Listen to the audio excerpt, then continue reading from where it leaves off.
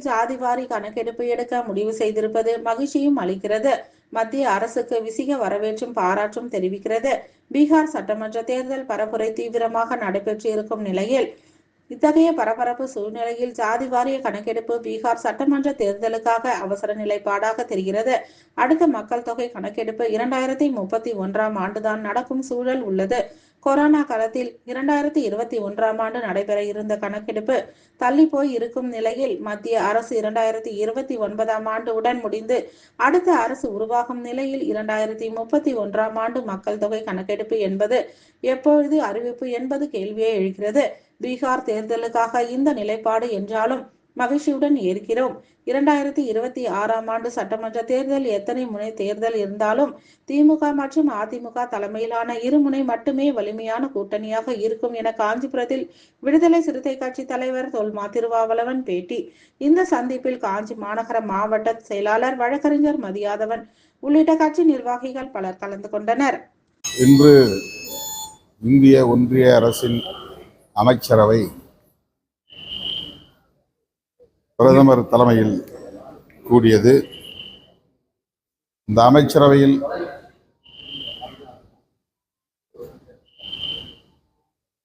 வருகிற மக்கள் தொகை கணக்கெடுப்பின் போது சாதிவாரி கணக்கெடுப்பையும் நடத்துவதற்கு முடிவெடுத்திருக்கிறார்கள். இது மகிழ்ச்சி அளிக்கிறது. விடுதலை சிறுத்தைகள் கட்சியின் சார்பிலே வரவேற்று எமது பாராட்டுகளையும் தெரிவித்துக் கொள்கிறோம். காங்கிரஸ் தலைமையிலான இந்தியா கூட்டணி கட்சிகள் அனைத்தும் இந்த கோரிக்கையை தொடர்ந்து வலியுறுத்தி வந்ததை நாடு அறியும். பீகார் சட்டப்பேரவை தேர்தலுக்கான பரப்புரை தீவிரமாக நடைபெற்று வரும் இந்த சூழலில் திரு ராகுல் காந்தி அவர்கள் சாதிவாரி கணக்கெடுப்பை முன்னிறுத்தி பரப்புரையை மேற்கொண்டு வருகிறார்.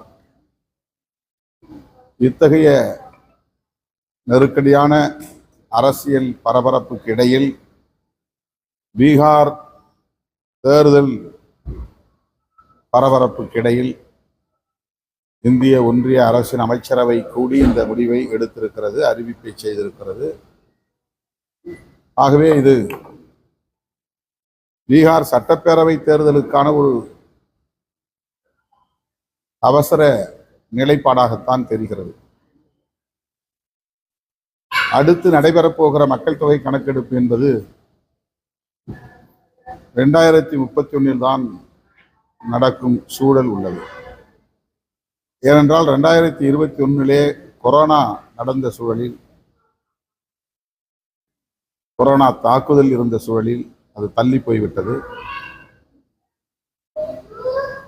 அடுத்து 31 நடக்கும். ஆனால் இவர்களின் தேர்ந்தெடுக்கப்பட்ட இந்த அரசு 2029 முடிந்து விடுகிறது. 2029 மறுபடியும் இவர்கள் நாடாளுமன்ற பொதுத் தேர்தலை சந்தித்து அந்த தேர்தலிலே வெற்றி பெற்றால்தான் 2031 நடைபெறவிருக்கிற மக்கள் தொகை கணக்கெடுப்பின் போது சாதிவாரி கணக்கெடுப்பையும் நடத்த முடியும். எந்த நம்பிக்கையின் அடிப்படையிலே இதை இப்போது அறிவித்திருக்கிறார்கள் என்ற கேள்வி இயல்பாக எழுகிறது. பீகார் சட்டப்பேரவை தேர்தலுக்காகத்தான் இந்த நிலைப்பாடு என்றாலும் கூட இதனை மகிழ்ச்சியோடு வரவேற்கிறோம், பாராட்டுகிறோம்.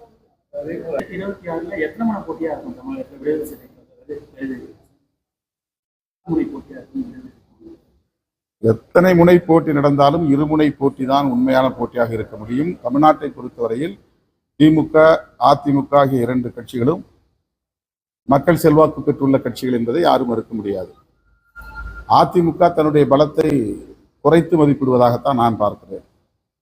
அதிமுக பாஜகவோடு ஏற்கனவே 2021 சேர்ந்து படிப்பினை பெற்றிருக்கிறது. மறுபடியும் அதே பிழையை அது செய்கிறது. அதிமுக தனித்து நின்றால் கூட அந்த வாக்கு வலிமை குன்றப்போவதில்லை. அதை அதிமுகவே உணராமல் இருக்கிறது என்பதுதான் இங்கே குறிப்பிடத்தக்க ஒன்று.